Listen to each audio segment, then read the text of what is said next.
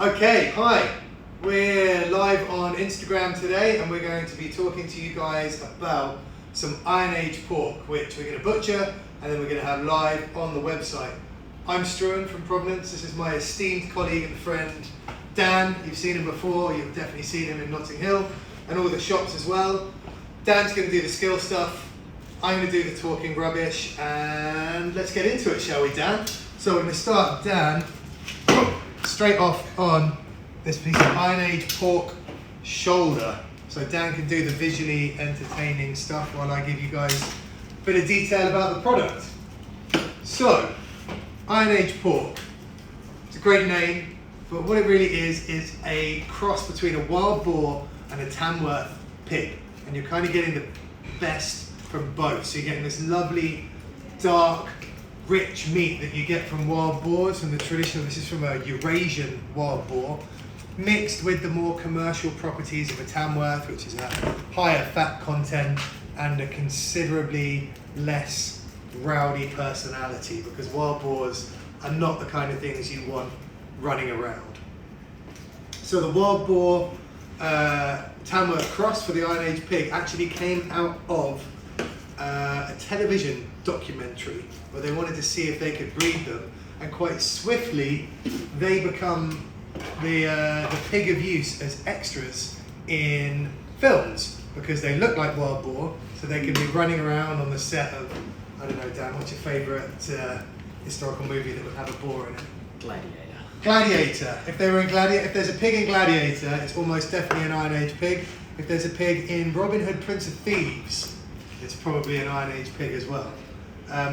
So they were used for that because they had the temperament of a commercial pig, but the look of a traditional wild boar. And it really interestingly, I've just been doing some last minute reading on this, so if it sounds like a Wikipedia entry, it's because it is. These pigs have, have a real variation in the colour, so sometimes wild boar are dark, sometimes they're gingery, sometimes they're paler than that, and you get that with Iron Age pigs as well. This particular Iron Age pig is from our friends at Lyon Hills Farm in Dorset.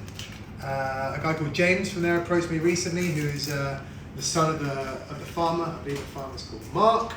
And they are, I said this recently, what they're doing at Lyon Hills Farm with the Iron Age pigs and with aurochs beef are about as closely aligned to what Providence is as can be. So they are farming traditional breeds very extensively, very openly, and for taste, for great flavour. So we have some of their beef on the website and in the shops, which is branded as aurochs beef. A lot of it is ex-dairy, retired, older cows. But this is their Iron Age pig, which they have on their farm. It lives in woodland the whole time. And these pigs are taken to slaughter at about 10 months old, which is pretty much twice the age of a commercial pig. And so in that, you get a depth of flavour, right? Speaking as an older gentleman, you and I, Dan, it's about the life experience. You can taste it in there, right? It certainly is like a fine wine. Like a fine wine, exactly. So these animals, you're going to get darker meat, more flavour, real flavour in the fat as well. Just off camera beforehand, we tried a couple of the sausages that we made, and they're beautiful. No rusk in there, loads of moisture. We'll get down to what Dan's doing here. He's so quick that he would have it done while I'm still introducing us. So Dan, do you want to talk us through what you're doing there? Just up to taking a scapular bone out, or the shoulder blade, because we want to bone roll and tie this shoulder section. So it's going to look like this in the end. Here's one Dan made earlier. So this is a bone rolled and tied shoulder of the Iron Age pig. So we have one pig, two shoulders, and it's going to be 4 halves. So they're all about 2.5 kilos, and those are live on the website right now if you want them. We're also going to go through the other cuts afterwards, but everything's available on the collection now. So Dan's just trimming up the last little bits. All those bits of trim will go into our next batch of sausages. And you can see here, actually, a few dark hairs, even though it's had a pretty good treatment in the abattoir. It's taken loads of the hair off. There are no fine hairs. You're always going to get a bit of the darkness. Don't let that put you off. You're not going to taste that in the final cook. But I generally find, Struan, that hairy things are usually nicer anyway. That's what they say, Dan. That's why you keep the beard long, right? That's exactly it. I relate with this talk. Excellent. Yeah, so this will cook really well. Still going to be able to crackle up over the skin when you're roasting this, unless you want to go for like a slow wet cook and make a pulled pork. But I'd suggest treating this like a slow roast. You want crackling on the outside and just let the meat speak for itself in the middle, really. It would be, I think, kind of a shame to slow cook it with loads of spices and loads of flavours. That's why we've kept it really simple with the sausage as well. So, just going back to the fat there, Struan, I noticed they actually still are quite lean, so I've sort of hesitated on getting a lot of it out there, because you really are going to want that nice fat cap. Yeah, you can see it in here. The belly's not too fat, the shoulder. You're going to find there's plenty of fat marbling in there in the intramuscular stuff, so that will keep it nice and moist, but not too much fat over the top. One of the problems, I guess, with pure traditional breed pigs, you know, something like a Mangalitsa or a big Oxford Sandy Black and that sort of thing, is they do have, to get them to the mature sort of 10, 11 months age when they're going to be bigger pigs because they're slower growing, they have a lot of fat on the outside, right? But this is a nice combination between wild boar that are generally really lean and a commercial pig which puts on a bit of fat. So hopefully you get the commercial level of fat on the outside and then the wild boar flavour on the inside, all in a relatively easy farmable package that's not gonna, you know, stab you in the ankles with its, what are they called? Tusks. Tusks. I wanted to call them antlers. That's reindeer. Yeah, you're not going to get tusked by this. Although they are, I read a little thing earlier, apparently they're real escape artists. So, I mean, pigs are very clever, and even if you've got a great environment for them, they're always looking to explore. So they'll have spent their time foraging in the woodland, but they might have seen something the other side of the fence that looked interesting. They'll make it their absolute priority to get out there, give it a try. They have a nice ginger striped piglet too. They do, yeah. So 3 different colours on the piglets, I think, sometimes. But the ginger striped ones are very handsome. Okay, so while Dan is tying that up, maybe I should talk to you guys a bit more about the other sections and what we're going to be cutting today. So when the shoulder's done, Dan's going to split the loin and belly. So that's as it comes as a side. So if you're getting your bacon, traditionally cut down there, loin bacon, belly rashers.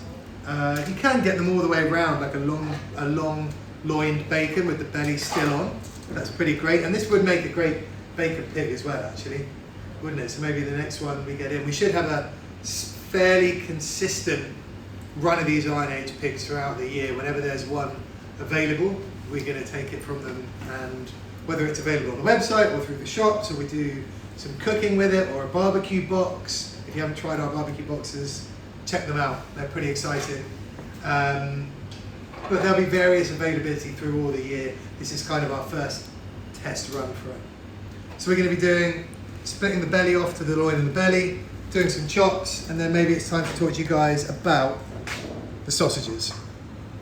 So we thought about keeping the legs for the pigs and making steaks or making a ham, but despite the atrocious weather, you've got to believe that it's barbecue season, so we thought we'd make a sausage. Now this is about as simple and traditional as an English sausage comes. So we have the pork, plenty of fat, salt, white pepper, black pepper, 2 types of sage. We have a little bit of dried sage, and then we have fresh sage, which I took out of my front garden yesterday. I don't know if that counts legitimately as foraging, but it's about as close as it gets. So you can see a really coarse grind. There's no rusk in here, not even our gluten-free pea protein, so it's 100% meat in here, which means you've got to be careful not to overcook it. It does kick out a little bit of fat, but has this incredible mouth-coating flavour. It's not overpowered by the sage. It's just there to bring out the flavour. So really, you can think of it as a plain sausage. Great for breakfast. Great for making toad in the hole with it if you're not barbecuing, but otherwise make sure you keep your coals relatively low on the barbecue so you're not setting the fat on fire. and this should make an awesome barbecue sausage just in a bun. And these will be available online now, and these will run right through for your barbecuing needs through the weekend. Dan has excelled himself once again. So that is a half shoulder. Now, Dan, are we going to see how close these weigh to the other two? And how accurate they are? Let's just have a little look. So, that's 3 kilos and 2.8, so they're pretty much spot on. They're going to be available on the website right now. Right now, says our handy cameraman. Camera woman, sorry. Camera person, Mel, behind us. Okay, next on the menu. Thanks, Dan. So this is, as I said before, the loin and belly. Still has a kidney on, still has a tenderloin on. So we're actually going to keep the tenderloin on the loin. So depending on where you are with the chops, you're either going to get a T-bone that looks a little bit more like that and still has the tenderloin fillet on, or closer to this end, the rib end, which is much more like a beef ribeye, but it's actually with the cap of fat across there. This is going to be the fatter end, a little more fat to cook, and this is much more like a shortcut tomahawk, really, or like a côte de bœuf if you're talking beef, or a cutlet on a lamb, whereas this is the sirloin, and it would have the fillet end on it as well there, so closer to a T-bone or a sirloin steak, a little leaner. But both are going to eat really well. So Dan split that straight down there. Beautiful. I'll hold that for you. Thank you very much.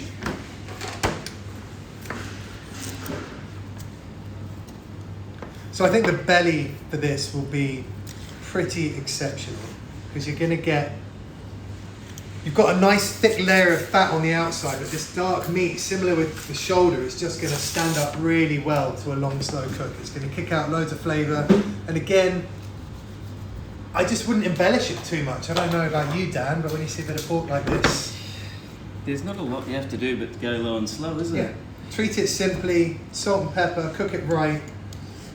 You know, go big on the flavours to go with it, because this will stand up if you're having, you know, strong flavoured roasted veg, although I'd be tempted at this time of year, as it's in season, to roast some asparagus with this, or put the asparagus on the barbecue while this is slow cooking.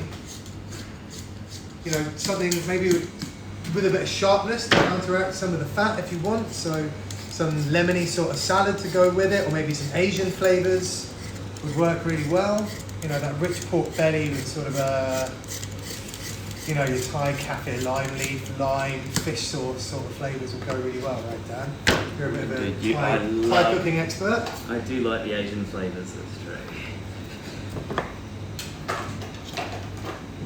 You know, and if you do buy a half belly like this, and the sun suddenly comes out and you don't feel like roasting it, you can take the ribs off, cook the ribs, and then you can make beautiful slices of belly pork to cook on the barbecue as well. So if you need to, you can peel those ribs back, roast the ribs, and then have slices of belly, which you can do on the barbecue. And then once they're cooked in long pieces, slice them across. You should still be able to get some crisp on the skin, but both of those I think would be best served about 150 degrees in your oven for 3 to 4 hours. You've got your option to either crank the heat at the beginning to get the crackling on, or crank the heat at the end. I'm in favour of cranking the heat at the beginning, because you're more likely to get like a puffiness in the skin. So my top tip for crackling on pork is take something like a piece of your pork belly, get one of your racks out of your kitchen oven, put it over your sink, pop the belly on the sink, boil a kettle, and as soon as the kettle is boiled, pour the kettle across the top of the skin, and that just opens up all the pores, like much in the same way to if you do a, you know, like a steam bowl or something to clear your skin. It just opens up the pores. Then you need to dry it with a tea towel, not paper towel, because otherwise you're going to get fine bits of paper stuck to it. Once you've dried it, use a hairdryer. Yeah, so that's next. The next is use a hairdryer for the hair and the beard, or for the pretty much pork belly. Pretty much from top to bottom. Well, that's a mental image.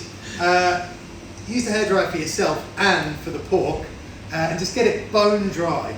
Then you can rub some salt into it. You can do that in advance and then put it in your fridge, because your fridge should be a pretty dry, cold environment as well. Crank your oven to as hot as it will go, so 250 degrees if you can get it.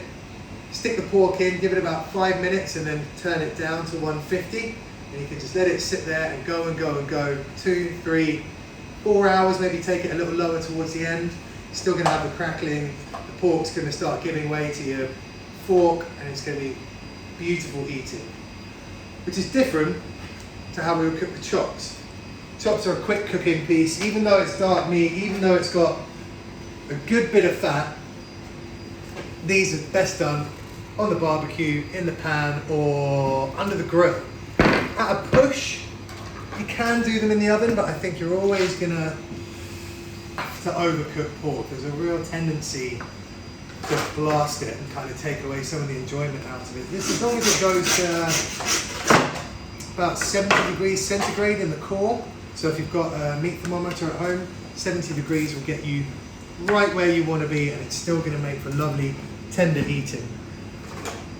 You can always, with this, Dan, if you want to just snip some of the sides there with the knife, I think that's a good tip, especially when you're cooking them in the pan.